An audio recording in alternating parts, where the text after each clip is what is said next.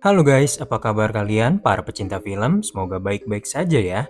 Dan selamat datang kembali di Bahas Talk Movie. Dan dalam video kali ini, gue akan bahas film horor asal Indonesia yang berjudul Ritual Tumbal Terakhir. Film ini akan banyak berkisah tentang tradisi adat Jawa yang penuh dengan hal mistis di dalamnya. Dan sebelum gue mulai, gue mau ucapin selamat menjalankan ibadah puasa buat teman-teman yang menjalankan. Dan langsung aja kita ke filmnya, Ritual Tumbal Terakhir 2024.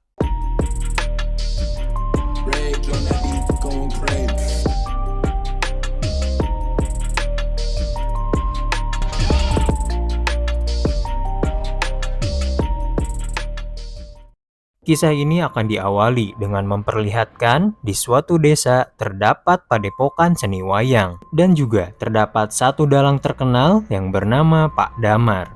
Pada hari itu, ia baru saja mendapatkan rezeki nomplok nih guys, yaitu terdapat sebuah orderan untuk mementaskan wayang tetapi dengan lakon yang tidak biasa, yaitu sebuah orderan istimewa untuk mementaskan lakon Rahwan Lahir. Mendengar lakon tersebut, membuat anak buah dari Pak Damar terkejut dikarenakan lakon Rahwan Lahir sangat berat untuk dipentaskan.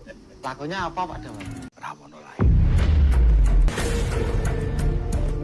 Kemudian kita akan diperkenalkan dengan seorang pemuda bernama Pram yang tengah sibuk di dalam tenda melakukan penelitian untuk tugas akhir perkuliahannya. Namun di tengah itu semua, terdapat satu sosok gaib yang sedang memantaunya dari kejauhan, yang sepertinya akan berniat jahat kepadanya. Keberadaan dari Pram itu juga diketahui oleh warga sekitar di sana dan terlihat dua orang warga yang sedang ronda dan membicarakan keberadaan si Pram ini yang awalnya disinyalir sedang melakukan ritual ilmu hitam untuk memperoleh kesaktian. Kemudian tiba-tiba muncullah sosok gaib berupa kepulan asap dan langsung menyerang pria Kribo. Hal ini sontak membuat teman satunya berlari ketakutan. Hingga keesokan harinya, pria Kribo ini pun ditemukan tewas guys, dengan kondisi yang mengenaskan. Dan kematian ini akan ditangani oleh kepolisian yang dipimpin oleh, kita sebut saja nih ya, Detektif Ayu. Namun, ketika mayat Kribo ingin dibawa oleh mobil ambulans, datanglah sosok sepuh yang bernama Eyang Bai. Ia menghalangi kepolisian untuk ikut campur dalam kejadian ini dan memperingatkan kepada tim polisi dikarenakan mayat dari pria Kribo ini adalah korban dari seseorang yang diam-diam sedang mencari ilmu hitam. Maka mendengar hal itu, Ayu meminta Eyang Bai untuk ikut ke kantor polisi untuk menjelaskan apa yang sebenarnya terjadi.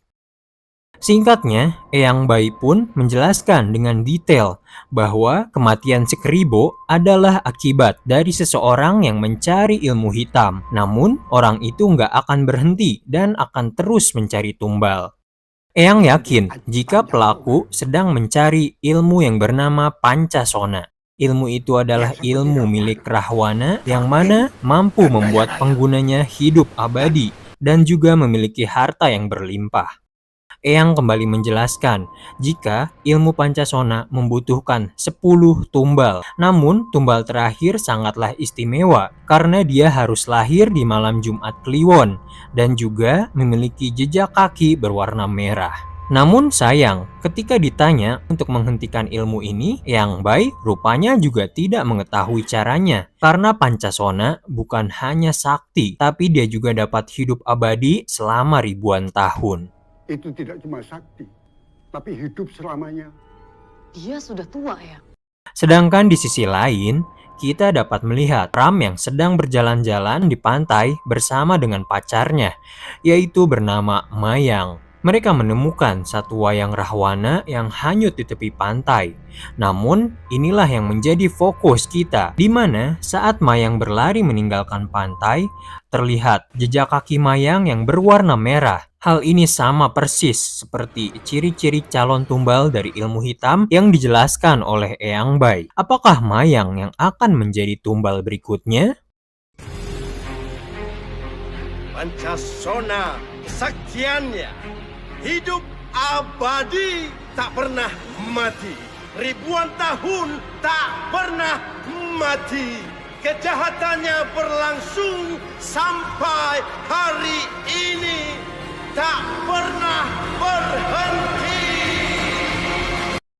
Kemudian selanjutnya, Pram mencoba mengajak Mayang ke tempat penelitiannya yang ada di tengah hutan tempat itu, yaitu dekat dengan sebuah makam kuno yang biasa disebut dengan Antakapura. Dan ada kisah menarik di balik makam.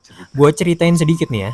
Yang mana dahulu kala dipercaya terdapat seorang lelaki dalang yang sangat hebat bernama Ki Panjang Mas, di mana ia memiliki istri yang sangat cantik, yaitu Sang Ratu. Namun, dikarenakan kecantikannya itu, terdapat seorang raja, yaitu Amangkurat Agung, yang ikut jatuh cinta pada istrinya ini. Hingga hal tersebutlah, sang raja menjadi nekat untuk merebut sang istri dan menghabisi Ki Panjang Mas. Hal itu membuat sang ratu bersedih dan memutuskan untuk bunuh diri, gantung diri di sebuah pohon. Namun, ia berwasiat agar mayatnya dikubur berdampingan dengan Ki Panjang Mas. Setelah bercerita, Pram pun segera ke tempat observasi penelitiannya. Namun Pram sebentar meninggalkan Mayang sendirian karena kebelet pipis katanya guys. Yang mana di saat Mayang sendirian muncullah rasa horor yang tiba-tiba Mayang merasa seperti ada yang sedang mengawasinya. Dan tiba-tiba muncul Pram di belakang Mayang dan hal itu membuatnya kaget dan merasa risih akan tempat observasi penelitian Pram ini. Sementara di rumah Pak Damar, ia terlihat sedang mempersiapkan lakon Rahwana lahir. Namun, hal itu ternyata memancing sosok gaib yang tertarik akan wayang itu. Terlihatlah sosok gaib yang berupa kepulan asap mencoba mendekati wayang dan segera ingin memasuki diri ke dalam wayang. Namun beruntung, hal itu berhasil digagalkan. Esok paginya, Pak Damar memasang wayang Rama dan Sinta di ruang tamu. Dan tiba-tiba muncullah Mayang, yang ternyata nih, Mayang adalah anak dari Pak Damar itu sendiri. Ia memanggil Mayang dan bilang agar Mayang segera menikah dengan Pram. Pak Damar berharap dengan memasang tokoh wayang legendaris Rama Sinta itu, maka sang anak akan segera menikah dengan Pram.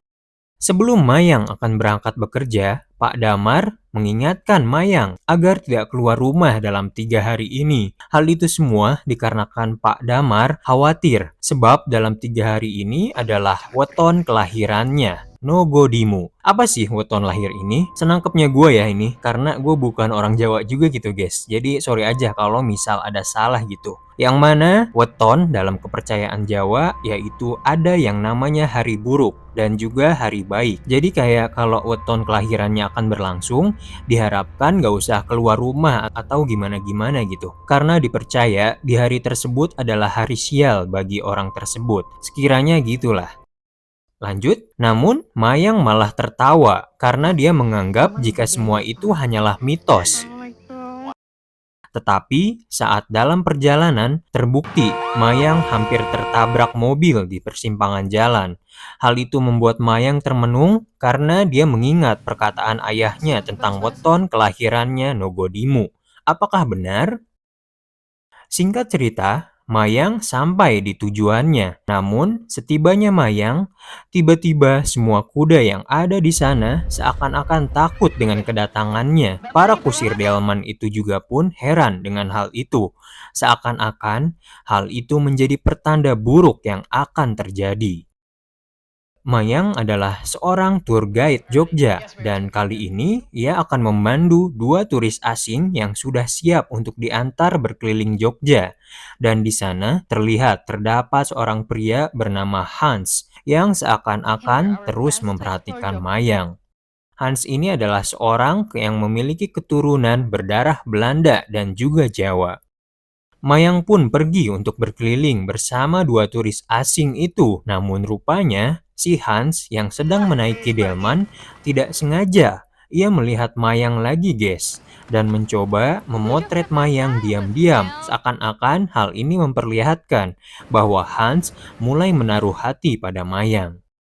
Sedangkan di waktu yang sama, Pak Damar bersama dengan anak buahnya yang lain sedang melakukan ziarah ke makam Antakapura. Dia berziarah ke situ dengan tujuan agar hajatnya dalam pementasan Rahwana lahir diberikan kelancaran. Dan setelah selesai berdoa, Pak Damar yang hendak pulang ini malah bertemu dengan Pram. Ia menanyakan tentang keseriusan Pram agar cepat-cepat untuk melamar anaknya Mayang. Nah, Pram sudah menyiapkan tanggal. Sungguh-sungguh ya. Singkat cerita, pada malam harinya, warga yang sedang melakukan ronda menemukan seseorang yang terlihat membongkar makam baru dan memakan mayat tersebut. Berita itu pun sampai ke telinga detektif Ayu, di mana dia pun menyadari jika 3 hari lagi adalah malam Jumat Kliwon. Keesokan harinya, Pram yang sedang menyelesaikan laporannya tiba-tiba aja nih mengalami gangguan gaib, dan yang tanpa dia sadari, sosok gaib tersebut memantaunya. Kemudian Pram yang sedang mendapatkan telepon dari Mayang, ia melihat sekelebat makhluk hitam yang melintas di balik semak-semak. Dia pun menutup telepon guna mencari tahu makhluk apa yang sedang mengintainya tersebut. Di saat yang bersamaan, ketika Mayang menelpon Pram, rupanya dari kejauhan Hans menyadari rupanya Mayang sudah memiliki kekasih. Hal itu pun membuatnya seketika pergi meninggalkan tempat itu. Namun, ada hal yang harus kita tahu nih guys. Rupanya Mayang saat itu sedang memiliki klien yang ternyata kliennya itu adalah si Hans itu sendiri. Namun dikarenakan ia melihat Mayang yang sudah memiliki kekasih, ia pun membatalkan untuk menyewa jasa Mayang sebagai guide pada hari itu. Namun tiba-tiba Hans datang. Rupanya Hans bukan membatalkan tur tersebut, melainkan menundanya dan mengganti jadwal tur di hari lain. Di sini nampak sepertinya Hans menaruh perhatian lebih pada Mayang. Dan sepertinya suka nih pada si Mayang dan ingin mendekatinya dengan caranya sendiri. Kemudian malam pun tiba. Pram yang tidur di tenda, ia pun terbangun saat mendengar suara aneh di sekitar tempat penelitiannya. Lalu ia sangat terkejut ketika melihat tangannya yang sudah berlumuran darah. Dan saat ia mengecek apa yang terjadi, dia malah didatangi oleh hantu yang sangat menyeramkan dan pucat. Namun rupanya hal itu hanyalah mimpi buruk. Darah di tangannya juga tidak ada nih guys. Namun saat Pram sedikit merasa lega, dia malah melihat sekelebat bayangan yang melintas. Dia pun keluar tenda untuk memastikan makhluk apa yang sudah mengganggunya. Hingga ia pun melihat hantu putih yang berada di dalam mimpinya kini terlihat nyata. Dikarenakan hal itu, ia pun ketakutan dan berlari dari tempat itu. Hantu itu pun ternyata mengejarnya, sehingga membuat Pram bergegas dengan mengendarai motornya berusaha pergi dari tempat penelitiannya. Ketika Pram kabur, ia sial. Pram terhentikan dikarenakan ada pengecekan yang dilakukan oleh petugas kepolisian. Namun, para polisi curiga saat melihat noda darah yang ada di bajunya Pram. Merasa Pram adalah pelaku atas pembongkaran mayat dan pembunuhan, dan juga berdasarkan sketsa wajah yang mereka terima yang berupa buronan, hal itu membuat Pram pun dibawa oleh polisi untuk segera diinterogasi. Sumpah, Pak.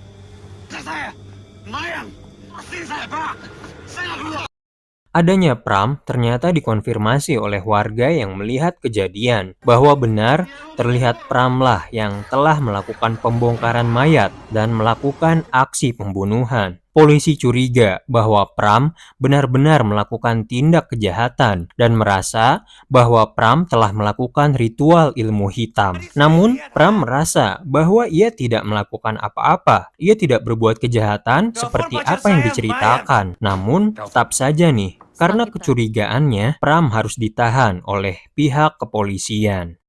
Keesokan harinya, sesuai janjinya, Mayang datang menemui Hans untuk segera menemani Hans berkeliling kota Jogja. Namun terkejutnya, Hans tiba-tiba membatalkan lagi turnya pada hari ini. Hans malah lebih tertarik untuk mengobrol saja dengan Mayang. Hans bertanya perihal Wayang pada Mayang, yang tentunya kita tahulah ya, ayah dari Mayang adalah seorang dalang, sehingga sangat kebetulan sekali. Hans yang ingin tahu tentang dalang dan wayang, Mayang pun mengajak Hans untuk datang ke acara pertunjukan Rahwana lahir pada esok hari yang akan diadakan oleh ayahnya.